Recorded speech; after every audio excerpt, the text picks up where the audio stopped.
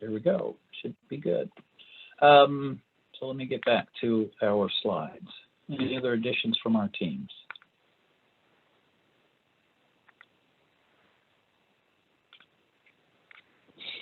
Okay. We are, as a team, set of teams, the folks who kind of organized this, we are glad to have folks here. Wraparound in Ohio, wraparound in the country has been a term that we've known and talked about.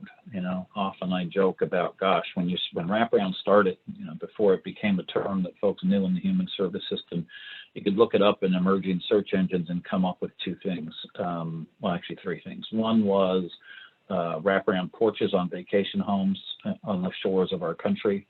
The other thing you'd get was a woman's skirt style, wraparound skirts. And the third thing is there's some weird reference to wraparound in Linux, the computer programming language that was showing up at the time whenever you search for wraparound.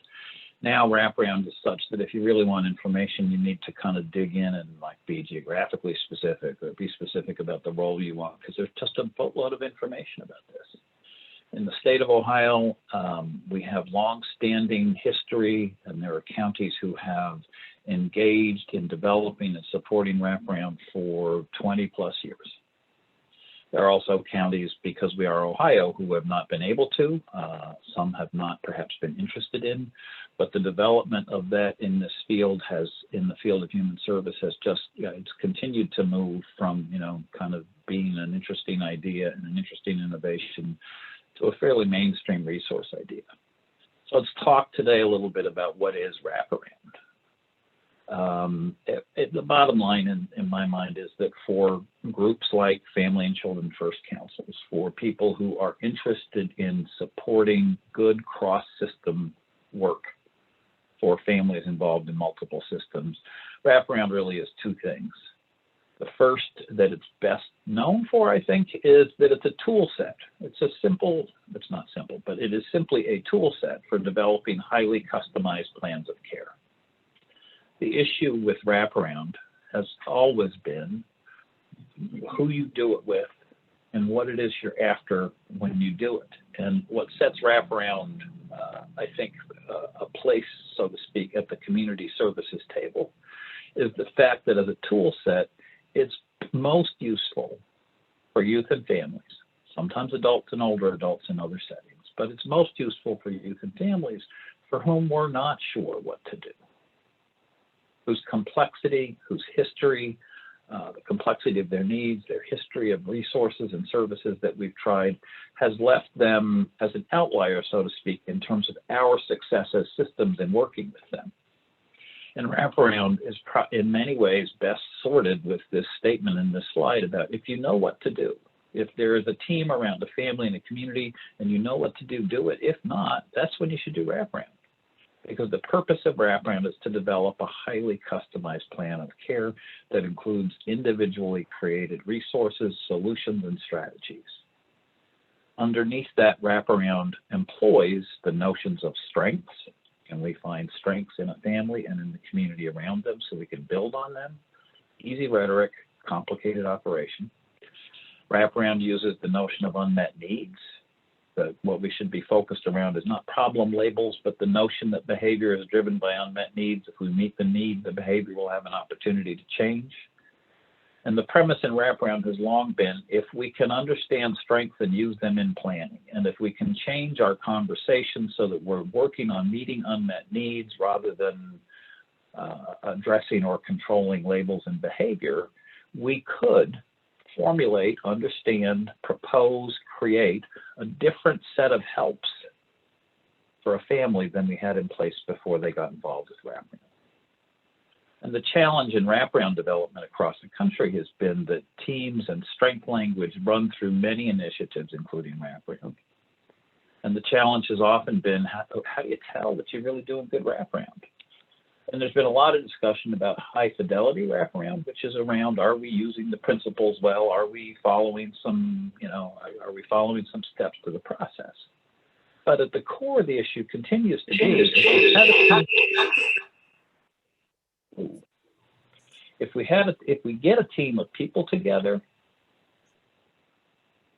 and they spend time together thinking with the family about what to do, and they don't do something different than what they had before, given the families who typically end up in wraparound, then we haven't done a good job around wraparound, so to speak. We haven't gotten in place what it is we set out to do for folks, which is to create help that was different than what they had, because if you get to wraparound, the likelihood is the things you had before aren't getting it done.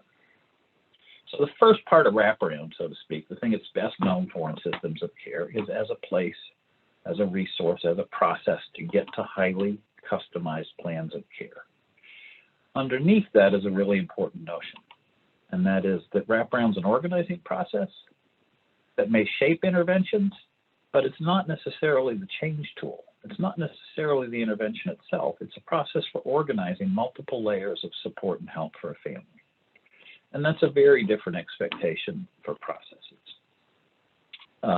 One of the challenges, I think, around this is there's a lot to talk about in wraparound. And this morning, we don't have a chance to really dig into the details of that. Later in this session, I'm going to post a poll and ask folks to just, and so I'm going to tell you now so you can think about it. You know, the question is, would it be helpful if we offered a 1-hour fundamentals of wraparound training, and are there people on this call who would want to participate? So I'll put that poll up and we'll figure out whether it's something we need to do or not do. It's in kind of answering the questions that may come up more about how does that highly customized plan development happen? Who facilitates? How does it happen? Some of those things are questions you'll have to answer if you are developing wraparound for the first time, or your community has already answered if you have them. But those are things that we can certainly talk more at length about. The second thing that wraparound, or the second role that wraparound, I think, should have in a system of care is it should serve as a mechanism for reflecting on and improving the work we do together across systems. And that happens when we begin to think about the planning process that happens with families, you know, the first part of the slide.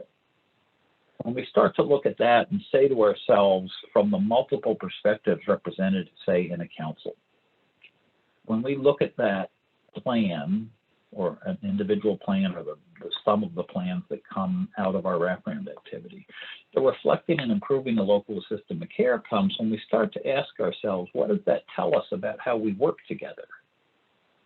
Which is a very different question than what should our employees do for this family? When we develop wraparound well, we build structures that allow teams and empower teams who are next to families, so to speak, to be able to make the decision about what they need. And those of us in management get tasked with how do we learn from that, and how do we make those things that teams need to be able to do, how do we make those things possible, as opposed to can we tell them what they've missed? We start to sort the learnings, so to speak, in order to build answers. What we're looking for are better pathways for families. I mean, I think that the cross-system system of care work has always been grounded in when we work better together, we might lessen the possibilities that families need us so badly, because we get to better answers for them sooner in their journey through our pathways. And so the second part of wraparound is, can we build that? I often think about it as a learning loop. Can we get information from what happens around families and teams and plans, and can we learn from that to improve our system of care? What I know about wraparound, when we do the first part, when we do the highly customized plans and don't think about system change, what happens is we often create an island of flexibility or an island of responsiveness in our community for families that can be easily overwhelmed or under-resourced, because what people figure out is that to get good help, so to speak, to get the flexible help, you have to get complicated enough and have enough failure to get to wraparound. If we don't think about how does this learning change the rest of our organization or the rest of our systems, we kind of become a self-perpetuating machine. Comments, thoughts, additions from our team? Anybody? I neglected to mention that you are more than welcome to unmute yourself and speak up. There are a fair number of us, but it's not such a big group that we can't hear from folks. You're also welcome to use the chat box to type questions or comments that you want folks to acknowledge or respond to as we go through this. I have a question. This is Jason of Union County. Are the courts at the state level involved in this discussion? Is the juvenile court? That's a really good question. I'm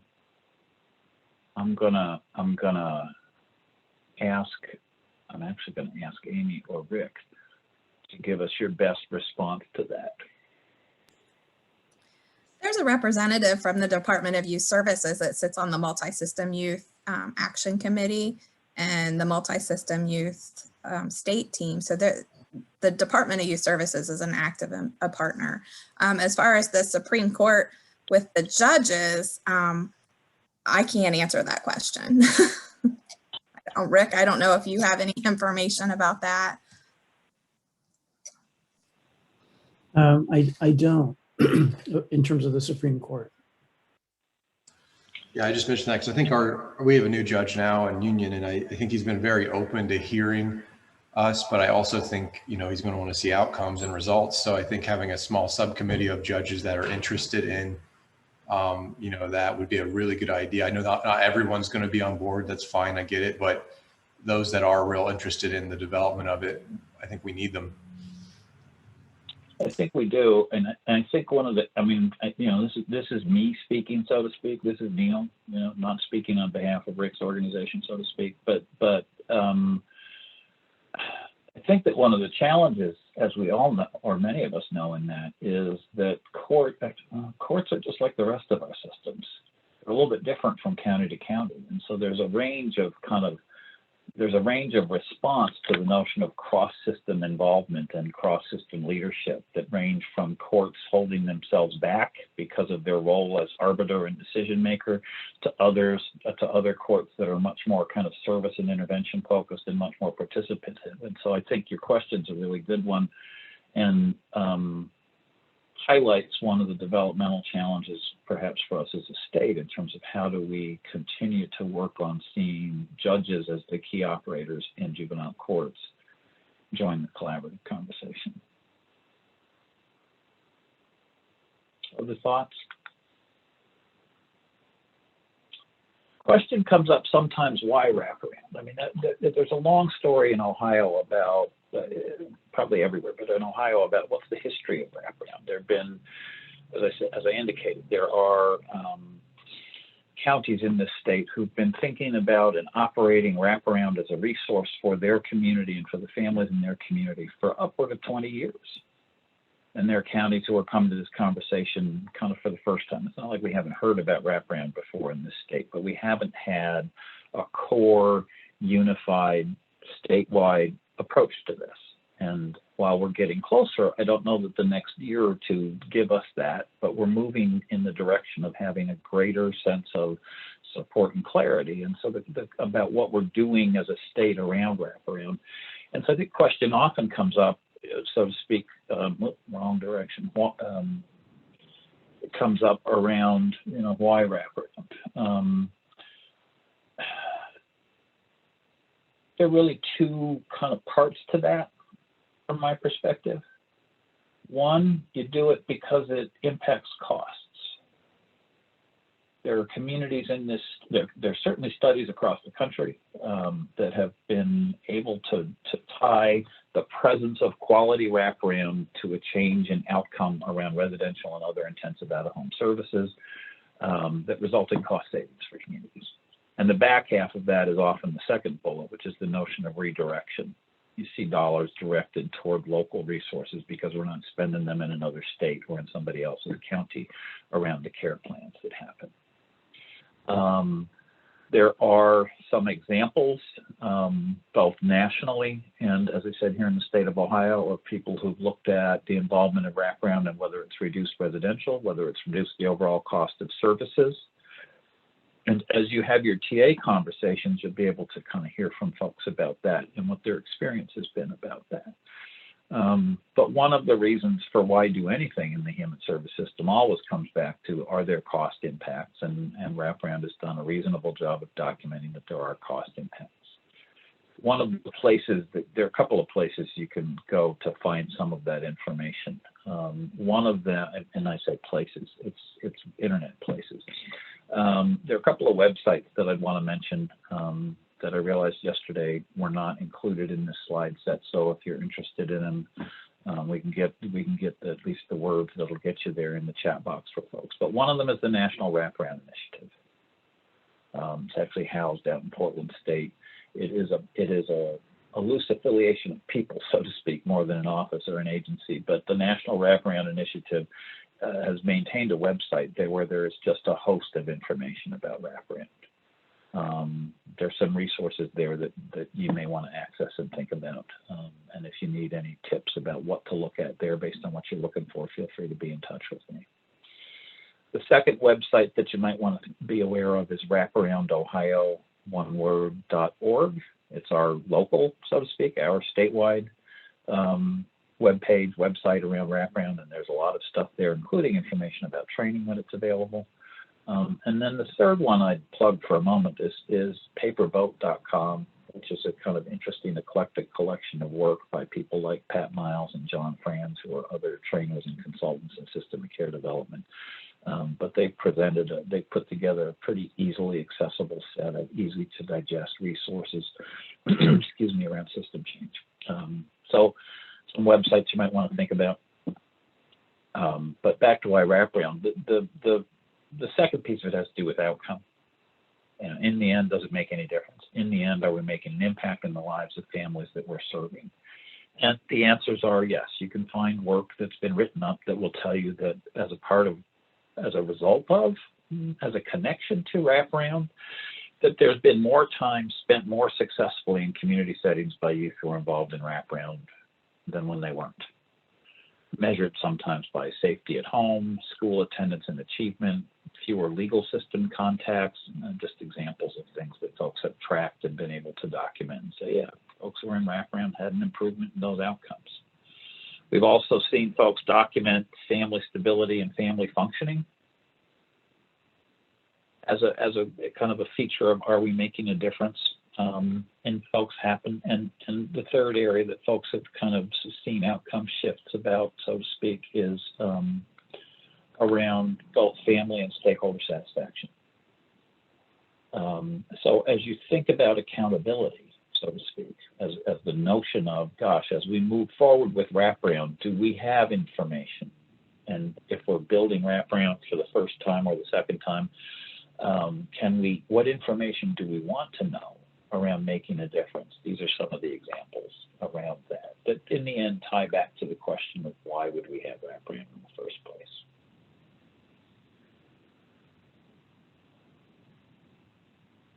Wrong way, sorry. We'll talk a little bit more about wraparound in the system of care. As we've decided, if you've decided to have it, whether you've had it for a long time or developing it, one of the things I suspect if you have a history with this you will find is true is that wraparound is only as good, so to speak.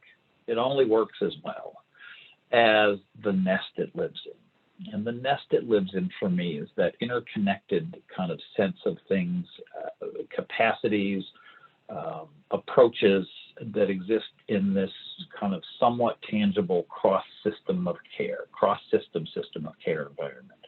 That really is where FCFCs and other efforts in Ohio live. I do think this nest is a little bit elusive.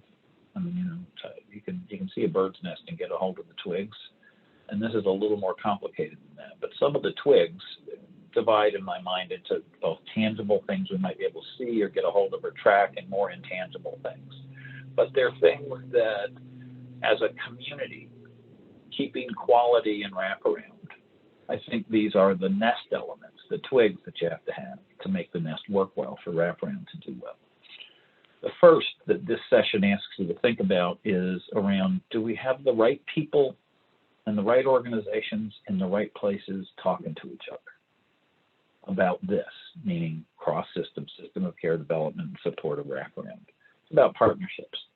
And the interesting thing in Ohio is we have FCFCs. Whether you love them or hate them, we have them.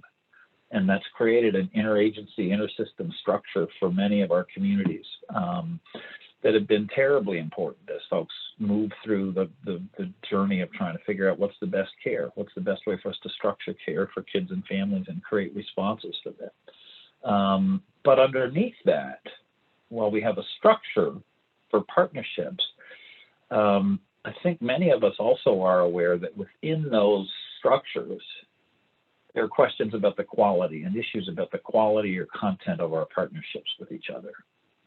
You know, you can be in one county in the state and discover that mental health and child welfare get along really well, and they join together and don't like what happens at the court. You know, to borrow Jason's notion for just a moment, I'm not saying that's what you were after saying, Jason, just it made me think about courts. And you can move to the next county and discover that the court and child welfare have a great alliance and they're irritated with behavioral health.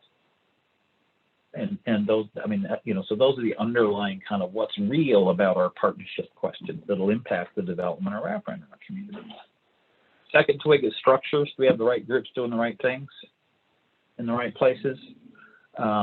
Structures, pathways, how do we create access to wraparound? How do we evaluate what we're doing on a cross-system basis? Third twig is resources. That's both dollars and services, and the notion of community supports. Resources is a broad thing, but do we have the right array of capacities? Are we thinking about the helps that families need in a broad enough way to support effective wraparound, given what we said about the purpose of wraparound is not to coordinate services, but to create new responses for individual families for whom we've struggled? So the question becomes, do we have the right resources and the right doorways for wraparound and others to get to it? Fourth twig is policy in the tangible side. I mean, you can, I guess, put your hands on a policy by holding a document if you printed it. But do we have the right rules? And do we have the right procedures to foster what we want? In terms of wraparound, that's everything from what's our staffing pattern like? And if families can attend or participate in team meetings after 4 o'clock and our organizational culture is to be off the clock by 4:30, what do we do about that? Sometimes nothing, sometimes something, but that's a policy question, among others.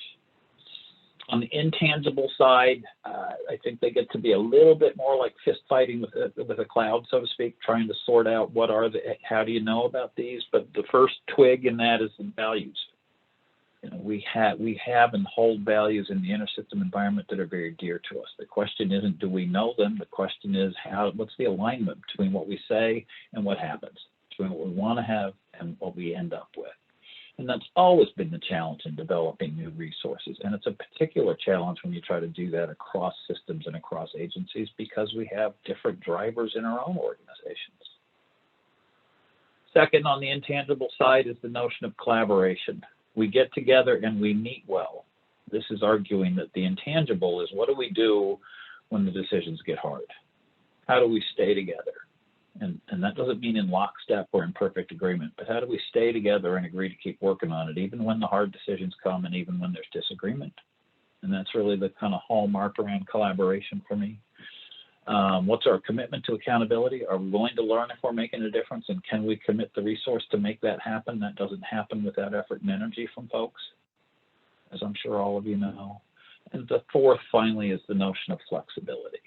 And again, flexibility sometimes is thought of as money in wraparound. Flexibility is sometimes thought of as the practice or the intervention we do with the family. In this instance, I'm thinking more at the community level that flexibility is really around a willingness to adapt when whatever we're doing doesn't go as planned. You know, the development of wraparound has over the last several decades in this country have not always been straight line, and nor do I think it's a straight line, you know, from beginning to the current or beginning to end for individual communities who develop that. And so there's often stuff that doesn't go as planned. So how do we do around what's our resource around flexibility? These are things that I hope you all recognize, and that you recognize that they're both sort of tangible and intangible. The statement here and the work we want to ask you to think about in your communities this month is how's your nest? How are these elements together? And as you move into the next year or two, and I'm about to, you know, recap information that many of you already have. You know, part of the challenge in this series is that we want to start a conversation about where does wraparound fit in our systems of care, and how do we develop that, and there's time and energy to support that. The other challenge is that we're also at a point in terms of specific streams of resource where we don't know all the answers.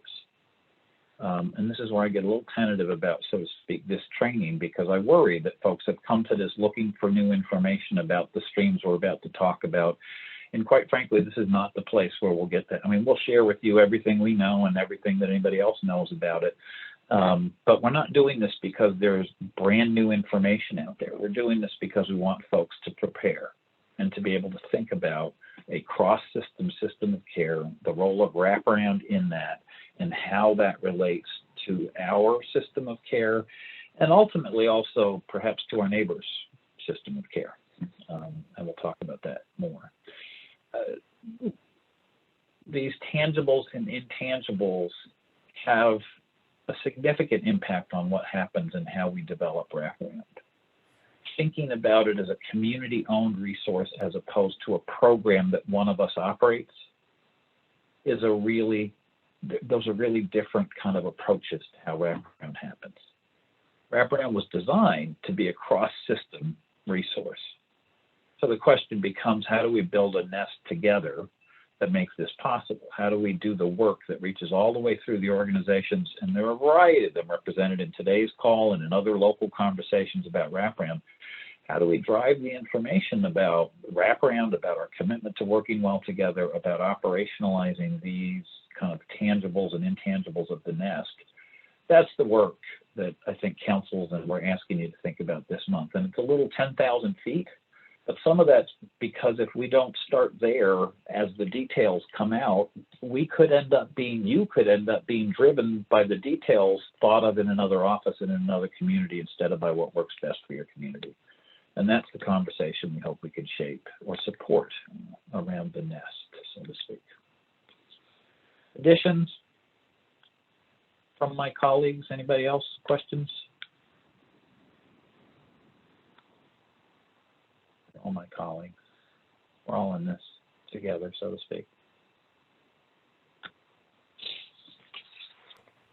Neil? Oh, Dave. yeah. Uh-oh.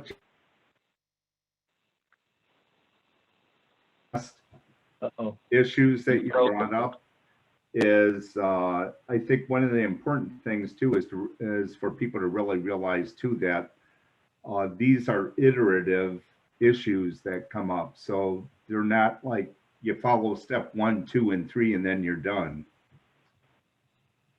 Regrettably, the development of a cross-system system of care and wraparound as a resource in that, we don't seem to have found the steps 1, 2, 3. There's some pointers. There's some things you need to think about.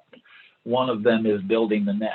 We'll talk next time about staffing and services and a variety of things. So Dave, I think your point is very accurate. Thank you. All right, let's talk specifically about what many of us know. Whoop, sorry about that. Here are the reasons. I mean, if there's a reason we're having this series, it's these things. It's all their fault, so to speak. It's these initiatives' fault.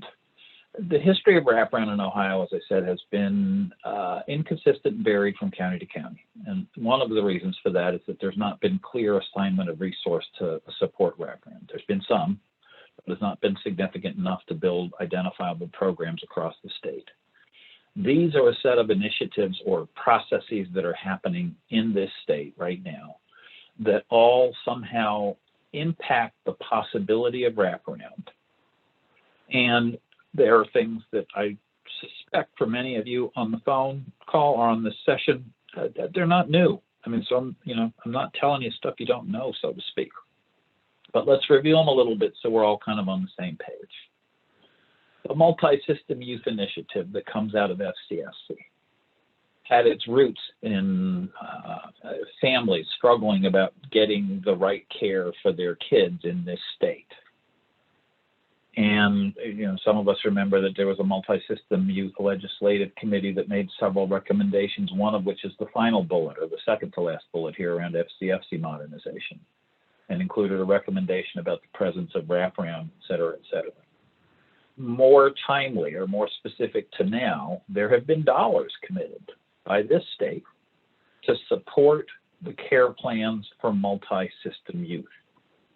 Some of that money, as you know, has come to councils, and that's been really interesting in my mind because it specifically does support the possibility of service coordination and wraparound processes. I mean, that's a thing you can build into those plans and it'll happen, or it can get funded that way.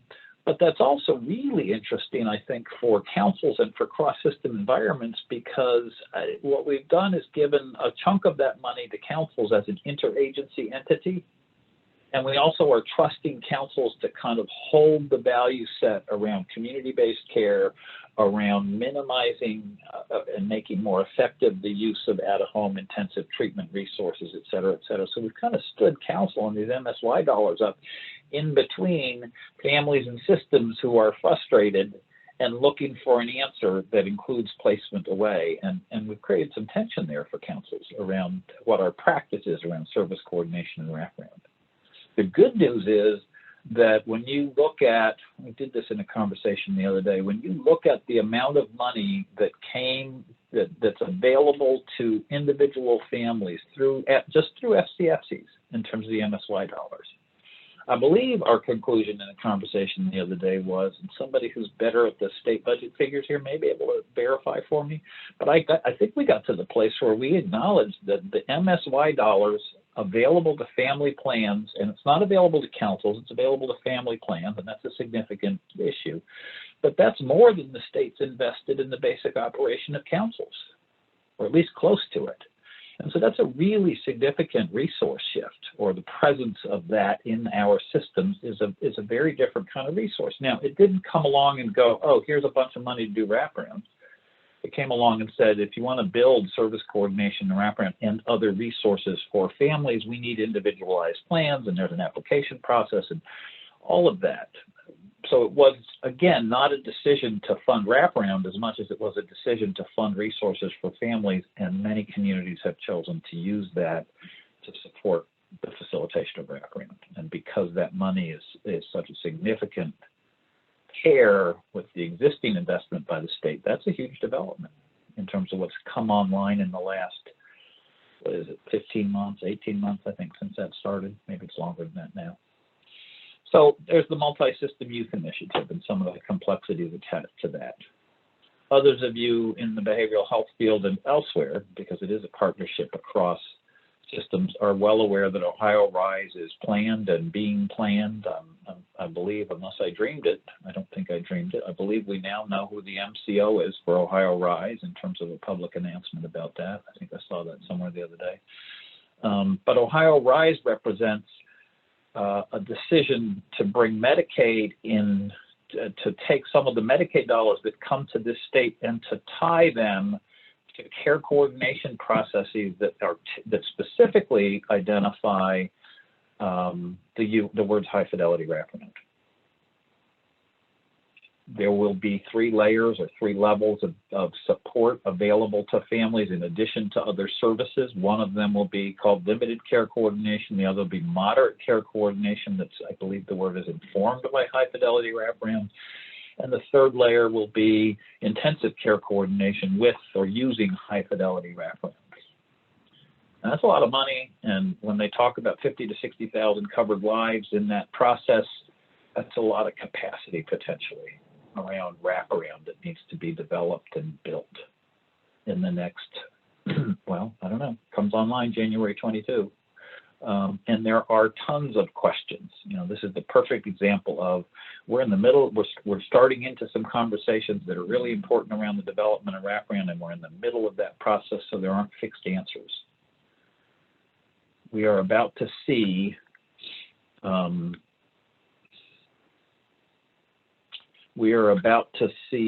I lost my train of thought because I tried to look at the chat box, my apologies. But we're about to see the creation of care management entities, which if you look around the landscape in the state of Ohio, I don't see anything that looks like a care, I mean, there are lots of things that look like a care management entity or could be a care management entity, but we don't have them yet. And they'll be coming online, and we'll be getting answers about how that happens and what that's supposed to look like.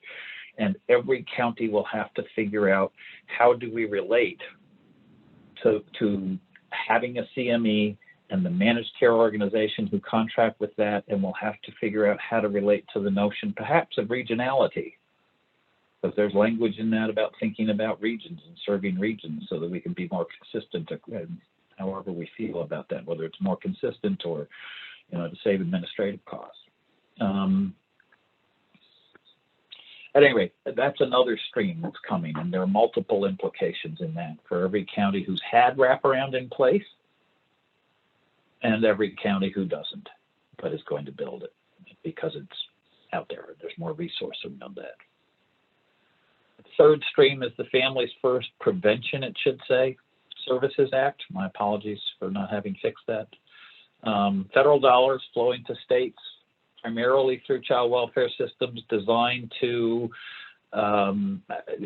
really focus on youth being safe with families and in communities, and tying evidence-based practice to that.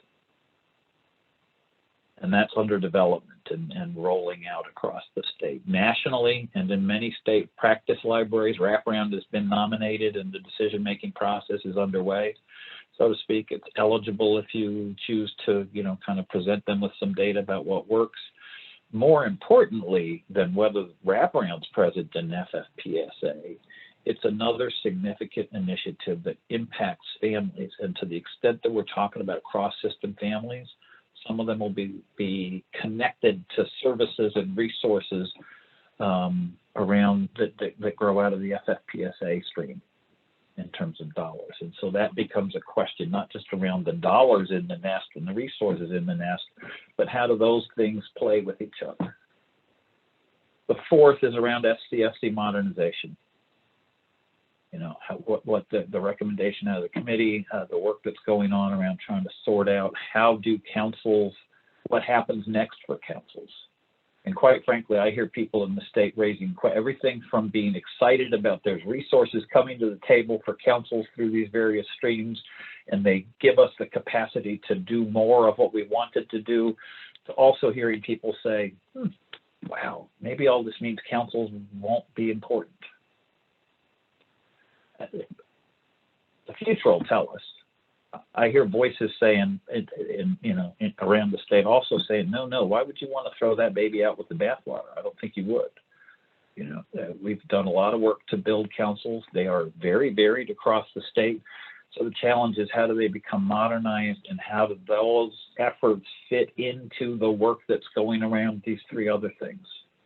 These are not, in the end, the only initiatives that are out there, but there are three that identify wraparound, and the fourth identifies and supports what has often been the home for wraparound in terms of a cross-system environment. As I'm talking, I suspect many of you did not find new information in that, and I apologize because I don't have any more different information than most of you already had about that. We're at that place where these things are unrolling or rolling out, so to speak. Hopefully not unrolling, they're rolling out. And there'll be decisions made. I hope also, as I was talking about these, what you're getting is this notion, this is where I go, my hands do this and we do, this is a nest. These are a variety of streams and a variety of initiatives, and the decisions we make in individual counties and perhaps regionally in RISE, they impact what families in our communities will get on the ground. And the purpose of this series and these conversations is to try to help support those conversations in moving, whether you're a 20-year veteran county or a new county around wraparound, in helping you move through those decisions. There, as Dave said, and I suspect all the people on our team and many of you on the call would agree, there's not a map that goes, take a left, from 1 mile, turn right, turn left. There's not a map. There's a bunch of possibilities. There's a bunch of routes. It's like you could kind of look at all the lakes and rivers in northern Minnesota, and you can know that they eventually end up in New Orleans because they get to the Mississippi, unless I really messed up my geography. But it's kind of like that. We're kind of up there in the northern woods now, looking at these beginning of these streams and trying to predict how it happens. We need to be intentional and shape them, and that's the conversation we hope to support in each of your communities. Comments, questions?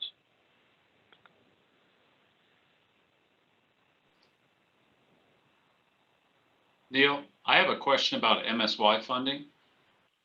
Yep.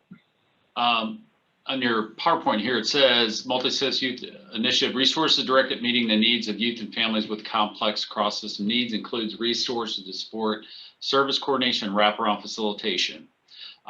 We've been submitting MSY funding for service coordination for my time and high fidelity wraparound for the facilitators' time. And we've been told that we can't now support my funding because should all be filed under care coordination, which those both fall under. And so we got some confusion about just the way I see my role as a service coordinator different in supporting the wraparound team, and the wraparound team being an individual like entity that we have an outside service provider that's doing the facilitation. So I'm part of the team that they're facilitating, but I also am responsible for coordinating respite care, transportation, parent coaching that would come out of that wraparound team to help that family assist. Has anybody else had any, I guess, conflict with that now? I don't know if it's a new ruling or something, but it's just been brought to our attention. It's the first I'm hearing about that kind of distinction, so it doesn't mean others haven't heard about it. I do want to ask Amy to give us a suggestion about where the best place for that question to turn would be. We could do a technical assistance with Madison County with Jenny and the MSY team just to review how that billing should look like. Okay. All right. Okay. So part of that could get answered in the TA conversation as you guys move forward. Okay. Well, thank you, Amy. Thank you. You're more than welcome.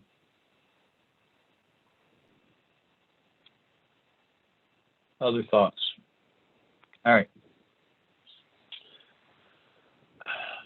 Yeah. So, as in most things, and I think you can. I mean, I think we've presaged the slide in the comments already. But as with many things, there's good news and there's bad news. I tried to be balanced and call it risks as opposed to bad news. But the bottom line is it's a good news, bad news slide. The good news is, hey, there's increased attention to wraparound as an important component to system of care work. And that's good for those of us who've been invested in having wraparound. It's a challenge for those of us who haven't had it in place but want to develop it. The fact is that through these resources, however, none of them come out and say, I'm going to give you $50,000 to build a wraparound program. They come out and say, here are resources for the process of organizing care. And how do we turn that into a program has always been a challenge. It's a volume question and a demand question and a capacity question. But the fact is there's money directed at this. There wasn't there 15, 18, 24 months ago in this state. And there's more than one doorway to get to that money. And that's all, I think, good news.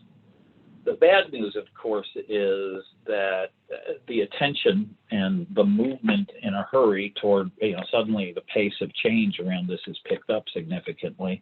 That we really have, one of the challenges for wraparound has been that there are diverse definitions of what wraparound is. We've had a fantasy, some of us in this state for several years now, that if a family got wraparound in Lucas County and they moved to, let's just make up a name, Algonquin County in Maine, some other county in Ohio, our hope would be that they'd recognize the process. And that's not always true because there are some places where it just isn't there, and there's some places where it's different. So the risk is we could still have diverse definitions of what wraparound is, and we can have fragmented or misaligned responses. The other risk is that if we don't have this nest conversation and we don't have this partnership conversation that we're asking you to think about underneath this information today, is that we end up with the possibility of multiple responses within one community. And the bad news might be that they don't talk to each other. That we can have multiple people going, I do wraparound, no, you do wraparound, and we don't have clarity about who it's for and what we're doing with it and how it feeds our developing system of care with information that can help us adapt, which leaves us at risk for overwhelmed cross-purpose realities on the ground. So there's good news, there's bad news. I mean, there's nothing earth-shaking in that. I just think it's important to point out that the good news about money, resource, and attention doesn't take away the risks that have already been in play around this.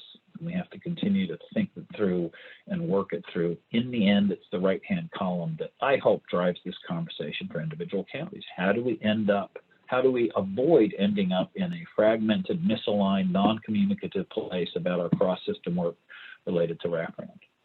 And for some, that looks easy, and for others, that looks like a really significant hill to climb. Dave?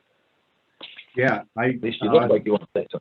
Yeah, I was just going to bring up too, Neil, that I was just curious, colleagues, how many of you too, especially in some of the more rural counties and that, may be working less than full-time hours?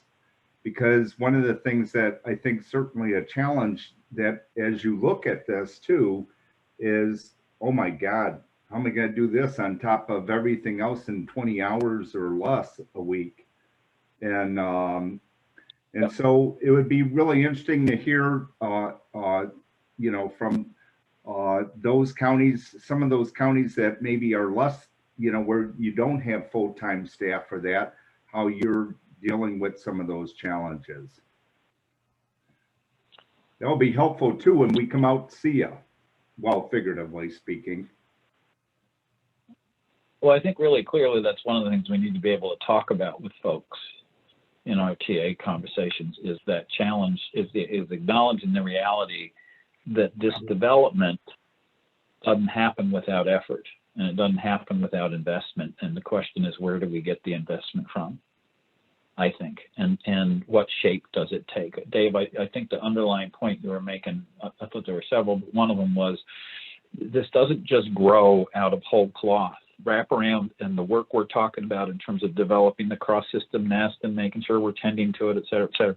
It doesn't happen because somebody got up, you know, and smiled this morning. It happens because somebody puts time into the conversation, and it happens because somebody gets strategic about it. And in every county, the question is, who is that, and how do we have enough capacity to have this conversation?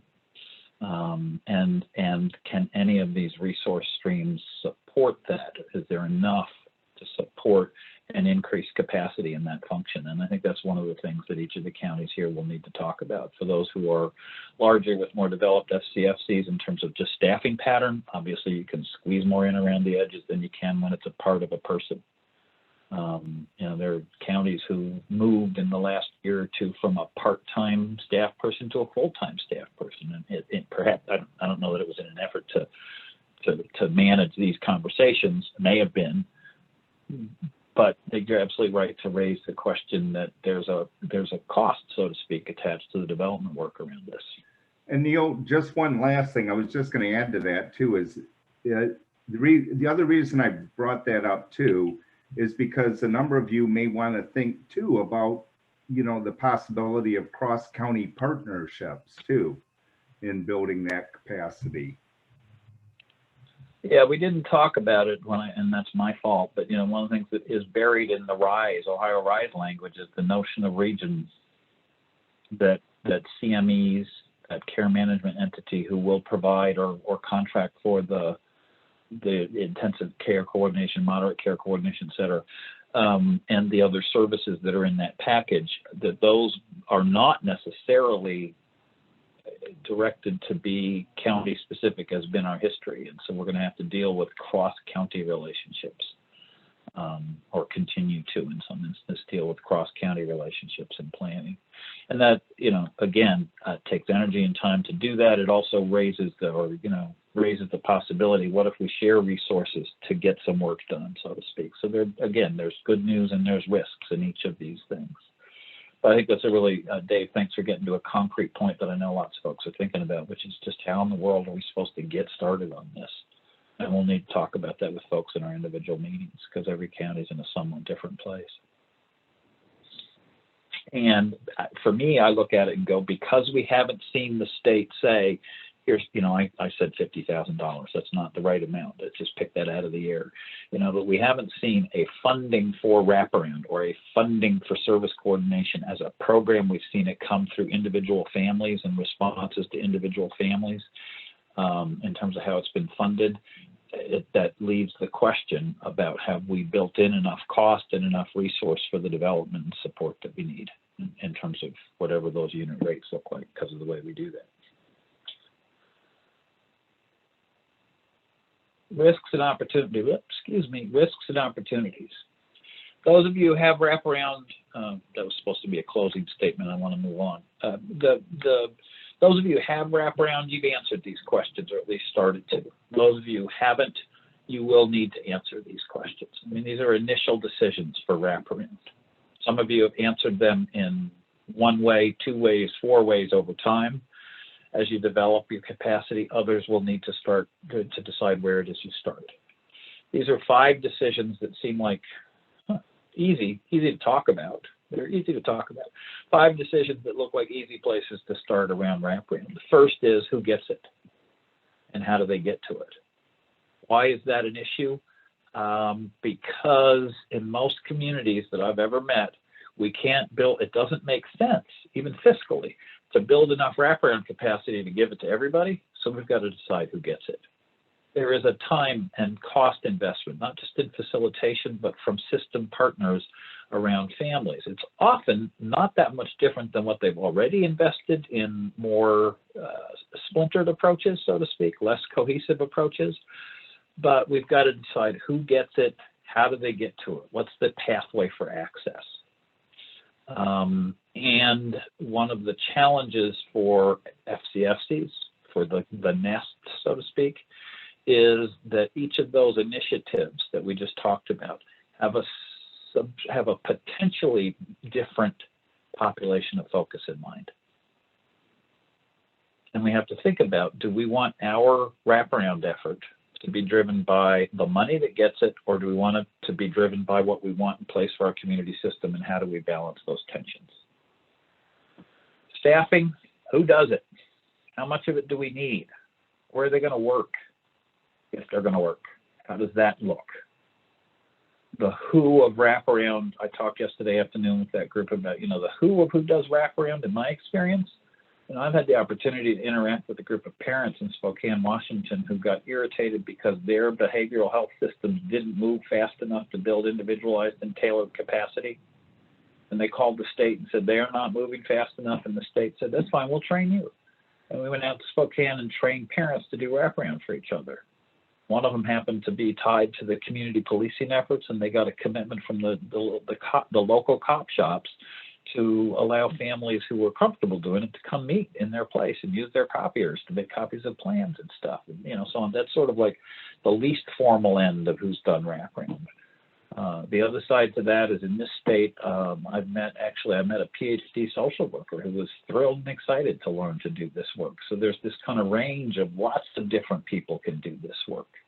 The challenge in getting people the capacity to do this well is that for people who've worked in the systems, wraparound asks you to unlearn some things and change some habits and develop a capacity around strengths and unmet needs. For those who don't have long system history or educational history, the challenge is how do we help you facilitate a process where you clearly are not the expert, but you're the glue that helps people bring their expertise together. And that's a part of what happens around the process. So what's our structure around how it happens? What are the expectations around that? And again, different strategies, different pieces of our development will have different things attached to them. It's very likely that Ohio Rise, because it's Medicaid funded, will have some pretty clear, hopefully with some openness in them, but they'll have some pretty clear boundaries around who gets to do intensive care coordination with high fidelity, using high fidelity wraparound, because that's what Medicaid asks for. To get that money, you have to have those answers, and there'll be some training expectations that emerge out of that probably, and perhaps some credentialing stuff. How does that fit with our existing wraparound effort? An interesting question in my mind as we look at the next 2 to 5 years is, look, if we're involved doing wraparound, if we see a family whose needs are complicated, they're kind of the outlier around, we've invested a lot of time and energy and we're not seeing ourselves making a difference, we're recognizing that we need to do something different, so we're going to organize and do wraparound. And if it happens that that person or family is not tied to the behavioral health system, is it legitimate for us to tie them to the behavioral health system to get access to RISE? Or is that kind of a funny cross-system incentive where, in an effort to get you better health, we're getting into more rather than out of more? Interesting questions to think about. The other initial decisions have to do with quality management. How do we review plans for whether wraparound happened well and for what they teach us, not for is it the right plan for a family? How do we create an environment where we can trust teams to have the best decisions about families? How do we track outcomes? Questions about needed services and supports, what resources are connected to wraparound and how. There are tons of implications in that. What are we doing around fiscal flexibility? What are we doing about accountability? What are we doing about sustainability? All of those feel a lot like Goldilocks and the Three Bears to me, meaning depending on where you are in your development of wraparound, there's too much and there's too little, and we're looking for just right. You know, what's the just right amount of flexibility in terms of fiscal work that'll work for our community and our strategy around wraparound? And there's a whole set of conversations around whether people pool funds. Do you need lots of flexibility? Do you just need a little bit of flexibility put in the right place with the right doorway? Those are all nest decisions that make a difference about how wraparound and other services serve youth and families. They often have a backhanded impact on how many families get referred to wraparound based on where we've located flexibility, for example. The point for me is that these decisions are the first ones. They're kind of the obvious structural pieces. I want to say one thing. I would beg any of you who are not, I won't really beg, it's too hard to get down on my knees right now, but and the camera won't see it. But I would ask you to think seriously about making sure you pay attention to all 5 of these areas. It's not enough to say who's it for, how are we going to staff it, and not pay attention to the management of quality. It's not enough to not learn whether it's making a difference, because that will tell you whether you've done the right structure, whether you've got the right pieces in place around the notion of a nest. So please pay attention to having some balance about each of these areas as you move forward, either from where you are or where you will be in the near future. These are initial decisions. Along the way, I want to, as we move toward running out of time, I want to share a few, not quite yet, but we're getting closer. I want to share just a couple of things I think we've learned. There's some lessons we've learned in Ohio and elsewhere about the development of wraparound. The first is, please try to stay clear about why you do this. We're doing this to create new and unique responses for individual families. We may also do this because there's a resource available, or we may do it because it's a program we want, so to speak, in our community. But remember, it's a cross-system organizing process, not an intervention. It's a way to bring us together to create new, unidentified, or not priorly applied responses for individual families. And when we need to do that, we should do wraparound. Be clear about that, and don't let it get too confusing, because it's interesting. Now we have intensive care coordination using high fidelity wraparound, which doesn't necessarily speak to a high degree of customization. One of the interesting questions that I don't know the answer to, maybe somebody else on this call does, is if I'm referred for intensive care coordination and the folks around me, my care coordinator and others, if I'm the family, if we determine we don't need to create something new, we just need to coordinate what's happened, can I get back to, what happens? Do I get back to moderate care coordination? And does the person who did intensive come with me? Or, there are lots of questions around how all that's going to happen. Second lesson, where you start is not likely to be where you need to be next. Seemingly every county that's developed wraparound in the state of Ohio has started in one place, moved it, sometimes physically moved it from one organization to a different organization, certainly changed staffing patterns. There are examples around that. Dave's here from Lucas, and wraparound there started tied to the NAMI office and now has been at council for a while. In Trumbull County in Northeast Ohio, as they had wraparound begin several years ago, the requests for it outstripped their capacity, and they have built and kept for many years now a cross-system agreement to provide facilitation. So what they have is not 1 or 2 or 5, they have staff from their own systems trained and doing wraparound for somewhere between a small number and a fairly significant handful of families within the work in their own systems. And so their challenge is, how do we keep quality and consistency across so many organizations? Just examples about where you start is not likely to be where you need to be next. It'll keep changing. So as you do this, give yourself permission to be ready to have to change that. Third lesson, it's really useful to keep your eye on the cross-system spaces. And what I mean by the cross-system spaces are the other places where people interact with each other. Wraparound's only one part of the world. What we're trying to do is use wraparound to lessen the necessity for wraparound and other intensive services. And to do that, we got to keep our eye on the cross-system space. How's it go when our organizations rub up against each other, and what can we learn about that? The fourth lesson is think about a champion. Find one, grow one. It's often useful. When you look at the history of counties, states across the country that have successfully built and kept wraparound, there's often somewhere in that story somebody who's been willing to step up and be a vocal espouser, a vocal leader around that. It may be some of you on this call in your community, and it already is. It may be somebody who's going to need to come out of the woodwork, so to speak.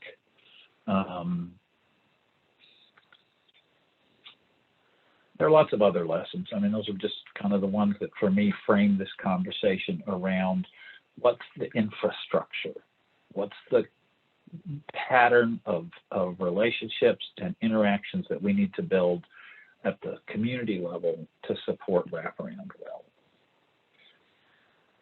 The second to last thing I want to talk about is this. I think one of the challenges that happens for people is this shift from structured decisions to a culture of learning. And what I really mean by that is, once you put wraparound up, so to speak, or once you put it down on the ground, once you get it operational, you're not done.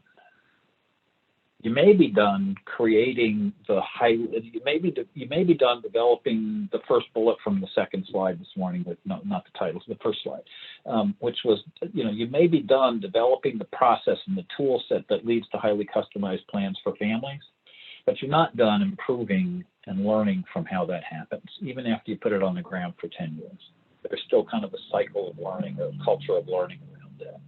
So a couple of tips around that is, pay attention to institutionalizing the memories of where you've come from. One of the things that happens is that leadership, we know that frontline staff change in organizations and systems really regularly. And the question is, how do they learn about good collaborative work? How do they learn about this culture of a good nest for wraparound that we want?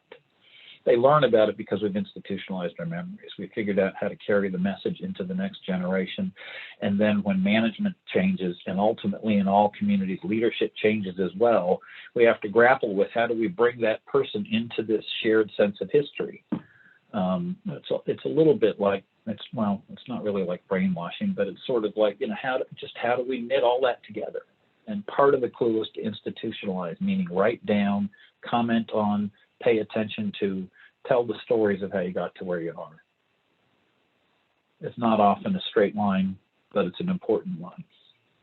Second, please pay attention as you move forward to thinking about asking when there are challenges around individual family plans, when there are challenges around policy, when there are challenges around funding. Ask yourselves and talk about, what does this teach us, rather than what do we do about it? Moving to action too fast without understanding the lesson often leaves us making short-sighted decisions. Pay attention to the cross-system moments. Think about things like, wow, if all the people who got hired in the community in the last 3 months got together and met each other and spent 2 hours learning or talking about cross-system system of care work, would that make a difference in what happened for families down the road because they knew each other? Maybe. Think about it. Fourth, don't pass it on, pass it forward. Be really clear that people make different positions. Adopt different different positions and decisions in this process. And that means that it's that culture of learning notion. We have to learn and decide together what to do about it given where we are today. And the final piece about that is, remember the power of inclusion. We are in an era where racial and economic identity we're grappling with inclusion and equity and those issues. In this instance, I'm talking about those voices and the voices of recipient families. The power of a conversation and the power of inclusion for families. I tell the story just because it was a remarkable morning in my life, but I think it also just kind of illustrates some of what it is we're after. And that was, I was on my first day of work in a county in California, first time I visited. And, you know, met me in the parking lot, and we're walking in to go sit in a meeting somewhere. And it's a kind of labyrinthine series of hallways and cubicles we're working our way through. And as we turn a corner, there are 3 women who have an older white man cornered in the corner of the hallway. Like they're standing, 3 of them around him, and he's like stuck in the corner, and all their voices are raised, and they're pointing their fingers, and it looks like a fight to me. And I'm kind of like, I hesitate. And the person who was walking me in read that in me and looked at me and said, "Oh, don't worry about that. That's just a couple of parents telling our director what they think." And I just thought, what an interesting place to hit that. Like, that's not a moment that anybody's worried. Nobody's calling security. That's a conversation they have regularly about, here's what I don't like, here's what I like. And I thought, that's kind of a different kind of inclusion than you see in lots of places. It was interesting. They went on and did lots of interesting work around parents as helpers over the next few years because of that. Probably not because of that morning, but because of the place, because of the context that created the opportunity for that morning. As you work together as councils, you have already, or you will, have to begin to think about, how do we move from structured decisions to learning and refinement? We hope we'll be able to help with the lessons we continue to learn as we move forward through this.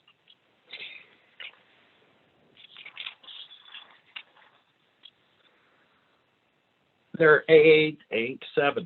seven questions that I want to leave you with. I've noted in the chat box that there are some questions about whether the slides will be available. They'll be available to you in 2 ways. I suspect Sharon will be willing to send it out, a mass email to everybody with these attached. I will also post them in the chat box when I'm done sharing the screen here, because I can't quite do both at the same time. So as we get to the very end of this, I'll get that up for folks. If you can hang on a minute, if you want them, that's an easy way to get them, and you'll have them on your computer. But these are the questions that we posed for our teams, and we hope we pose for you as kind of some of the starting points for content in your interaction in the next 30 days before we come back together to talk about the keeping values in peace next month. There are 7 questions.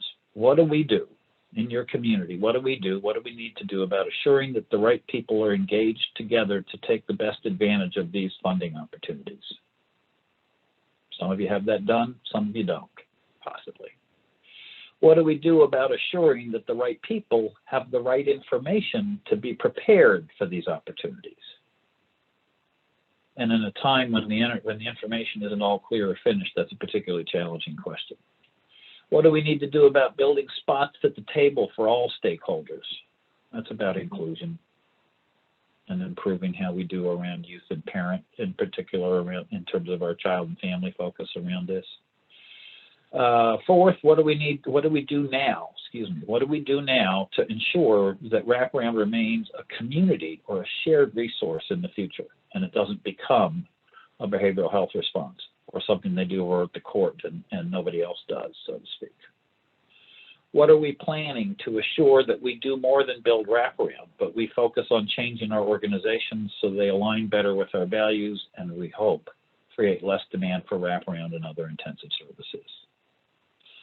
What are our first thoughts about managing multiple opportunities in a fairly short time window? And I put crossing the streams. I don't know how many people like, I don't know whether you like or dislike the Ghostbusters movies, but I remember from one of them, that moment when, I don't know who was it, Bill Murray and Dan Aykroyd were standing with those power packs on their back, and they're going, "Don't cross the streams, don't cross the streams." I think we're crossing the streams. And in that movie, something green and gooey happened. I hope that doesn't happen to us. But there's kind of that notion, we're crossing the streams and we got to be planful. So what are our first thoughts about how that happens? And finally, what's our plan? What's our action plan to move ahead? These questions will be available to you in the slide set. Your TA teams have them. They're not the be all end all, and the expectation isn't that you talk about all 7 of them necessarily. You could during the time you have, but that you begin to think about, where are you around these things? Are you adequately set, so to speak, to be able to do this well? I'm going to stop sharing and stop sharing my screen so I can go find this file and post it for folks. I'm actually going to do 2 things. One, Some of you, I referenced it earlier and I said I'd come back to it and do the poll, and I just never remembered. My apologies for doing it this close to the end. There's questions going to come up on your screen, and I'd ask you to answer it. Answer it honestly. This is just input for us about what would be helpful. The question is yes or no. I would participate in a 1-hour overview of the fundamentals of wraparound were it offered before the end of the series in June. We just need to have a sense of how many people would find that useful. How many of you, heard the first part of this conversation about tool set for highly customized plans, and you want to hear more about how that happens on the ground. That's what that would be about. So I'm going to put a poll up, and you guys can answer that, and I'll share. We'll see what people say. It really is just a quick assessment for us. And while you do that, I'm going to find these slides, so to speak, and get them posted.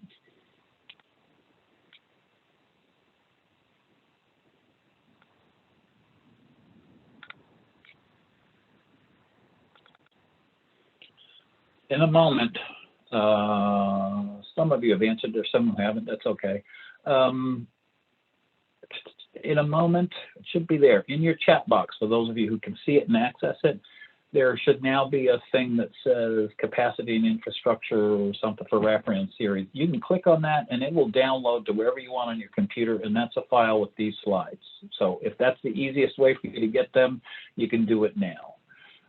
Others of you may prefer to get them in an email. I've lost track of whether Sharon's still here, but I think we're going to ask Sharon to send it out to everybody. So if you get it that way and it's repetitive, you can ignore that email if you've already downloaded it. They won't be different.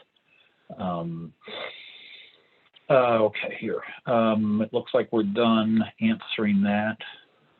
Oops, I just did that as somebody voted, but so if you want, here's the results. 31 of us said yes, 715 said no. Actually, more of us said yes this morning percentage-wise than yesterday. So it's I can't promise we'll do that. It was really an exploratory question, but it's likely that we will try to figure out how to have at least one kind of short, hour-long overview of the fundamentals of wraparound.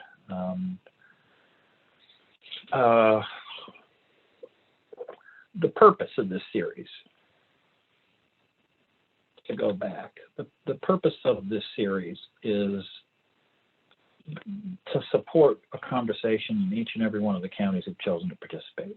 Each and every one of you are at a different place around the development of wraparound. I mean, I can say that very honestly. I don't believe there are any two counties where the development of wraparound is the same in the state right now.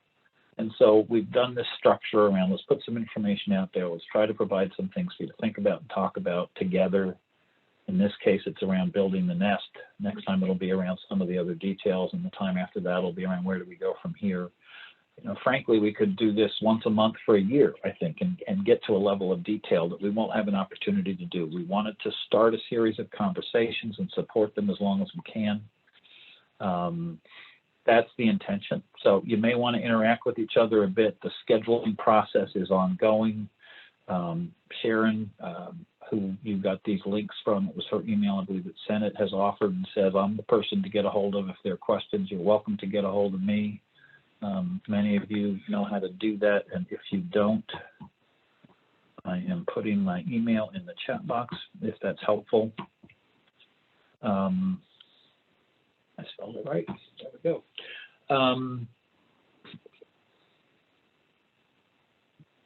At any rate, we're out of time for the morning. I am appreciative of your patience as we've kind of used this format to say a lot, so to speak. I hope that it's been helpful for you. If you have feedback, feel free to leave it or tell us in some way. There's not an evaluation for today's session, but I'm interested in your reaction. So please feel free to use the chat box to do something. Sharon's email and phone number just showed up in the chat box, so you may want to steal that out of there, so to speak, before we shut this down. Without further ado, I'll hang around a few moments if there are, comments, questions folks want to deal with without the whole group. Otherwise, thank you very much. We will see you in your individual county sessions and back here in May. It's the first Monday and Wednesday of May, I believe, that we'll hold these sessions. Thanks so much for your time. And have a really good day. Go enjoy the sunshine if you can.